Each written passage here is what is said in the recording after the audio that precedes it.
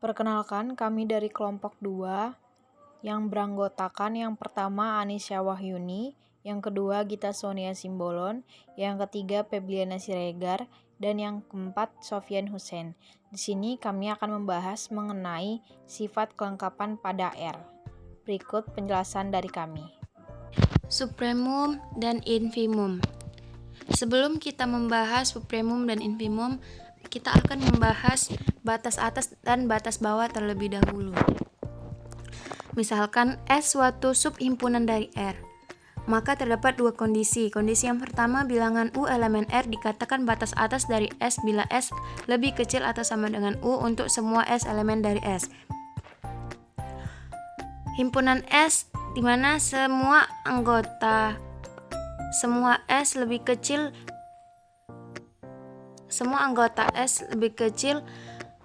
atau sama dengan U, maka U dikatakan batas atas dari S.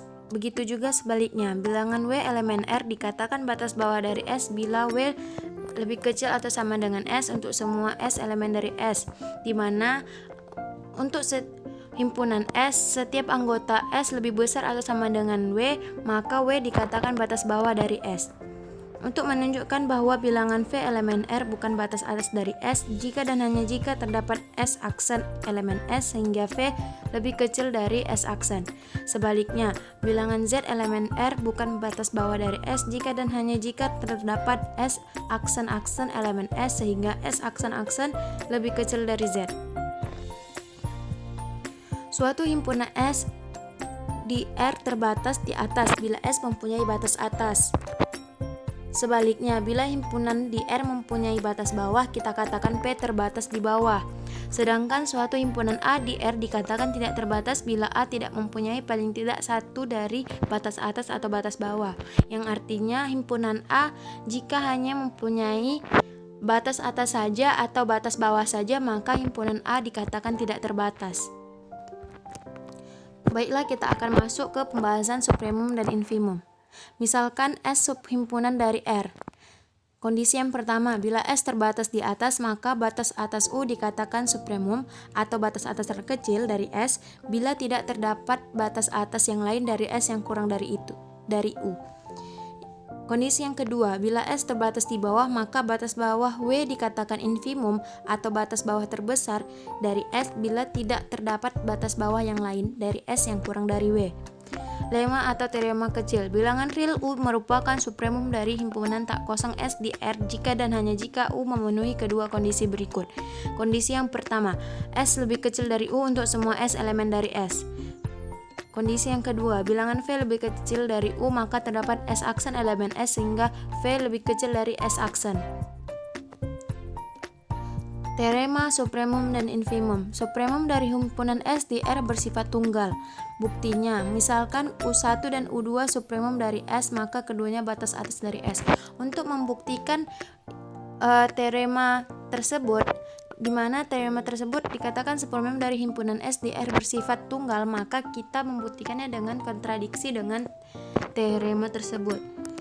Pengandaiannya, andaikan U1 lebih kecil dari U2 dengan hipotesis U2 merupakan supremum mengakibatkan bahwa U1 bukan batas atas dari S. Sebaliknya, pengandaian U2 lebih kecil dari U1 dengan hipotesis U1 supremum mengakibatkan bahwa U2 bukan batas atas dari S. Karena itu haruslah U1 sama dengan U2. Supremum dan infimum lemma teorema kecil.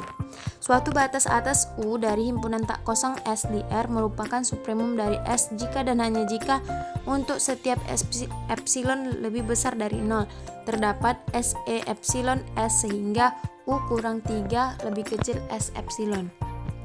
Bukti. Misalkan U batas atas dari S yang memenuhi kondisi di atas.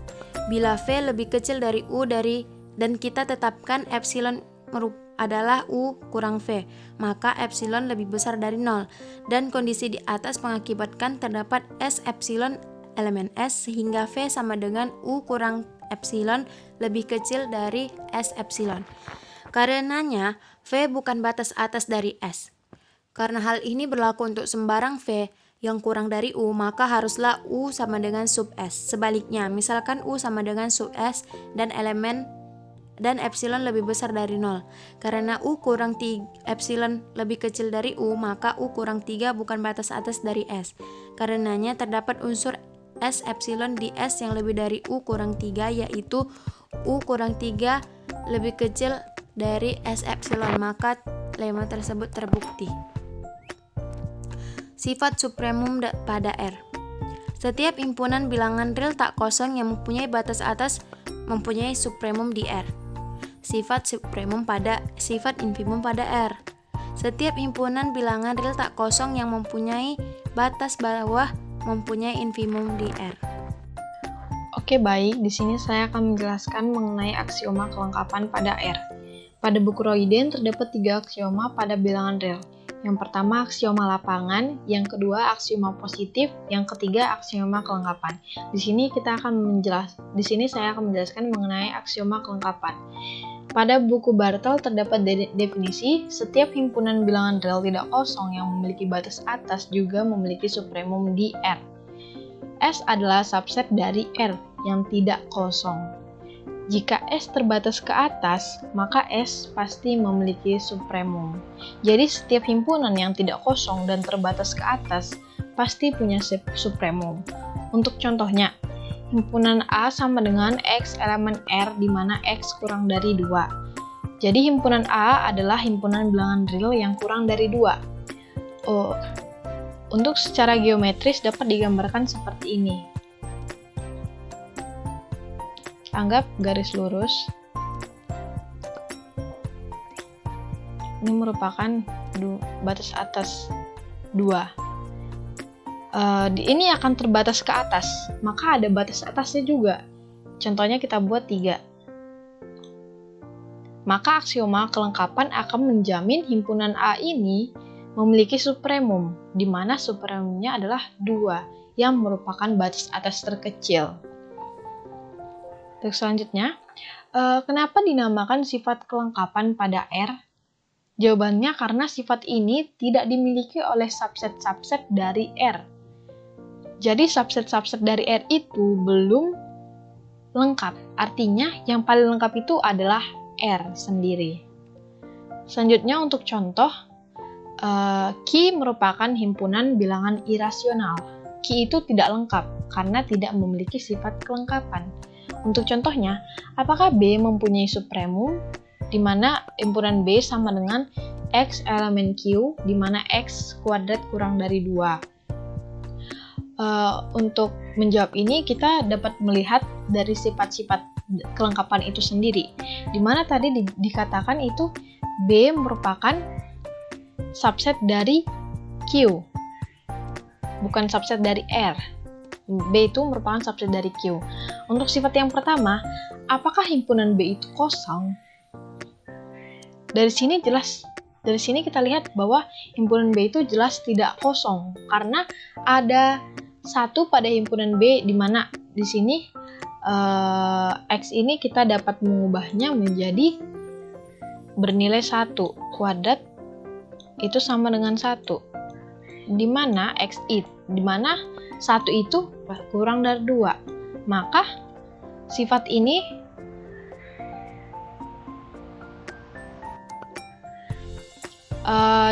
B himpunan B itu tidak kosong. Untuk selanjutnya, sifat kedua, apakah himpunan B terbatas ke atas? Himpunan B ini terbatas ke atas karena kita ambil contoh batas atasnya, misalnya 4. Jika kita kuadratkan, 4 kuadrat sama dengan 8. 8 ini bukan merupakan anggota B, tapi lebih besar dari seluruh anggota B. Maka himpunan B ini terbatas ke atas. Dari semua sifat yang sudah kita dapat, ada B merupakan subset Q, B tidak merupakan himpunan yang tidak kosong, dan B terbatas ke atas.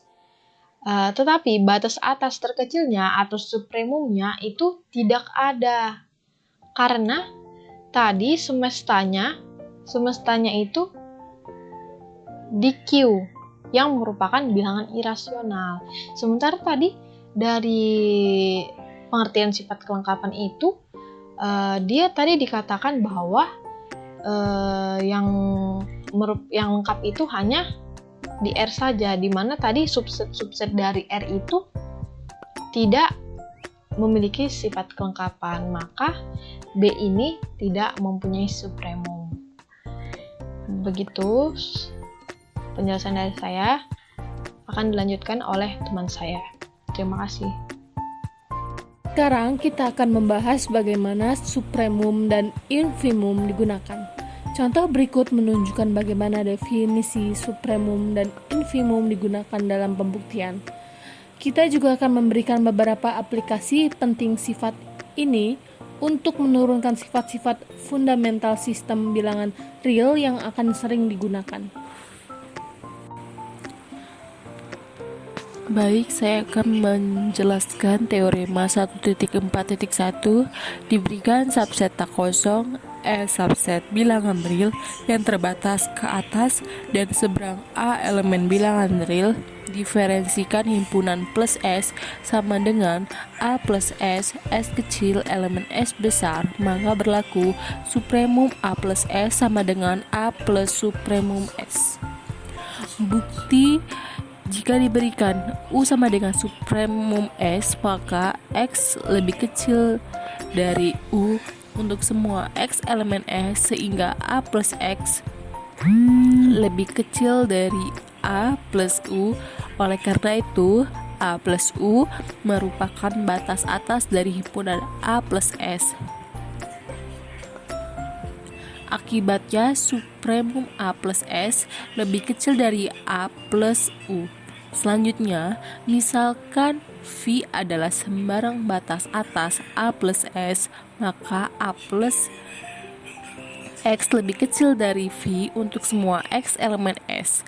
Akibatnya, X lebih kecil dari V dikurang A untuk semua X elemen S. Sehingga V dikurang A merupakan batas atas S. Oleh karena itu, U sama dengan supremum S lebih kecil dari V dikurang A karena V adalah sembarang batas atas A plus S. Maka dengan mengganti V dengan U sama dengan supremum S diperoleh A plus U supremum A plus S. Di lain pihak diketahui supremum A plus S lebih kecil dari A plus U. Akibatnya terbukti bahwa supremum A plus S sama dengan A plus U sama dengan A plus supremum S.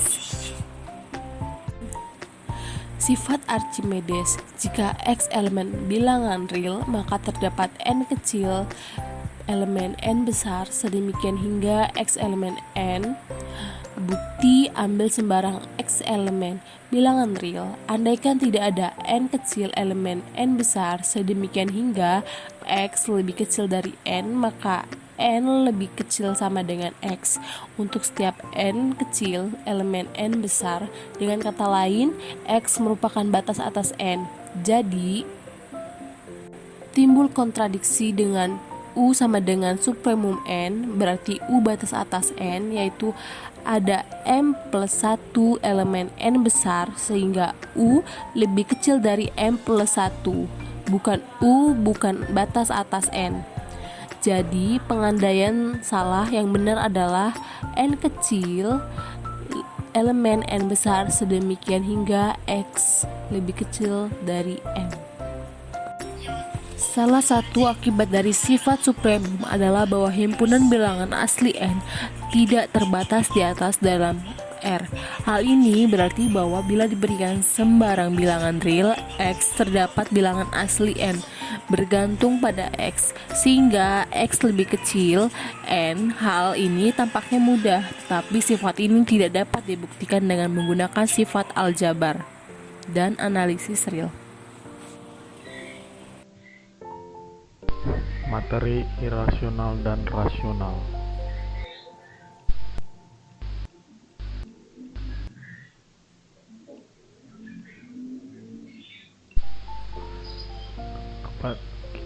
Kita sekarang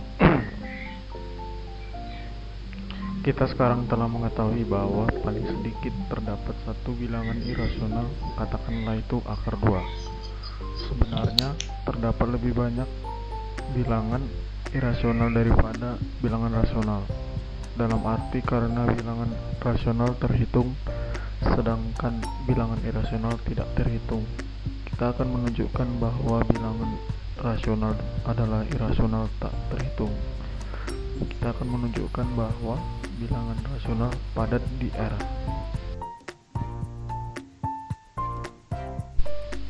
Jika X dan Y adalah bilangan real dengan X, Y lebih besar dari X, maka terdapat bilangan rasional sedemikian sehingga R lebih kecil dari X dan R lebih kecil dari Y dan lebih besar dari X. Buktinya, tanpa mengurangi keumuman dengan mengasumsikan bahwa X lebih besar dari 0, karena jika X lebih kecil dari 0, maka terdapat 0 yang bilangan rasional. Jika X lebih kecil 0 dan Y lebih 0, sama kasusnya dengan X lebih besar 0 dan Y lebih besar 0. Dengan sifat Archimedes 2.52 terdapat n elemen n atau n anggota n. Jadi untuk n tersebut kita punyai dengan menerapkan akibat 253 untuk nx lebih besar dari 0. Kita dapatkan m juga memenuhi m lebih kecil dari ny, karena jika kita punya m di antara nx dan ny, sehingga yang merupakan bilangan rasional yang memenuhi r di antara x dan y.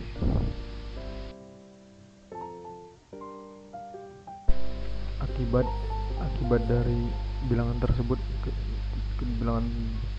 ialah jika x dan y adalah bilangan-bilangan real dengan y lebih besar dari x, maka terdapat bilangan rasional z sedemikian sehingga z lebih besar dari x dan lebih kecil dari y. Buktinya, kita terapkan teorema kepadatan 255 pada bilangan real x per akar 2 dan y per akar 2, dan didapatkan bilangan rasional r tidak sama dengan 0 sedemikian sehingga x per 2 r lebih besar dari x per akar 2 dan r lebih kecil dari y per akar 2, maka r akar 2 adalah irasional memenuhi z di antara r dan y. Teorema 211, misalkan x dan y adalah bilangan real di mana x lebih kecil dari y, maka 1. Terdapat bilangan rasional r sedemikian sehingga r lebih besar dari x dan lebih kecil dari y. 2. Terdapat bilangan irasional sedemikian sehingga s lebih kecil dari x dan s lebih besar dari x dan lebih kecil dari y. Bukti 1. Untuk y lebih besar dari x, terdapat beberapa kemungkinan urutan x dan y, yaitu x lebih besar dari 0 dan lebih kecil dari y. X 0 sama dengan x lebih kecil dari y, maka 0 di antara x dan y, atau y di antara x dan 0.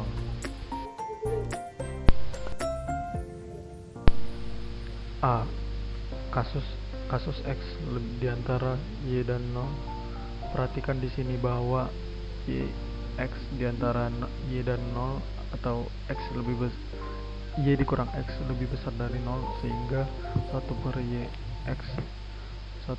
per y kurang x anggota real. Akibatnya, menurut sifat Archimedes terdapat n anggota n sedemikian sehingga n lebih besar dari 1 per y kurang x. Selanjutnya diperoleh ny kurang nx lebih besar 1, atau ny lebih besar 1 tambah x. Nx nya pindah ke kanan. Sementara karena nx lebih besar dari 0, menurut akibat dari sifat Archimedes terdapat m anggota dari n sedemikian sehingga m kurang 1 lebih kecil sama dengan nx tambah 1. Sesuai dengan 2.1 diperoleh m lebih kecil sama dengan nx tambah 1 lebih kecil dari ny. Dari 2.3 dan 2.2 dan 2.3 diperoleh nx lebih kecil dari m dan ny lebih besar dari m. Selanjutnya diperoleh x mn lebih besar dari x dan mn lebih kecil dari y. Jadi terdapat r sama dengan m per n sehingga x lebih kecil dari r lebih besar dari x dan r lebih kecil dari y. Pada kasus B 0 sama dengan x lebih kecil dari y. Karena y lebih besar dari 0, maka 1 per y bilang anggota ring. Menurut sifat Archimedes terdapat n anggota n sedemikian sehingga n lebih besar 1 per y atau 1 per n lebih kecil dari y, dan 1 per n lebih besar 0 sama dengan x. Jadi terdapat r sama dengan 1 per n sehingga x lebih kecil dari r dan y lebih besar dari r. Untuk kasus C, x lebih kecil dari 0 sama dengan y. Dengan mengubah urutannya dengan 0 sama dengan lebih kecil dari min x, kita bisa menunjukkan dengan cara yang sama seperti kasus B.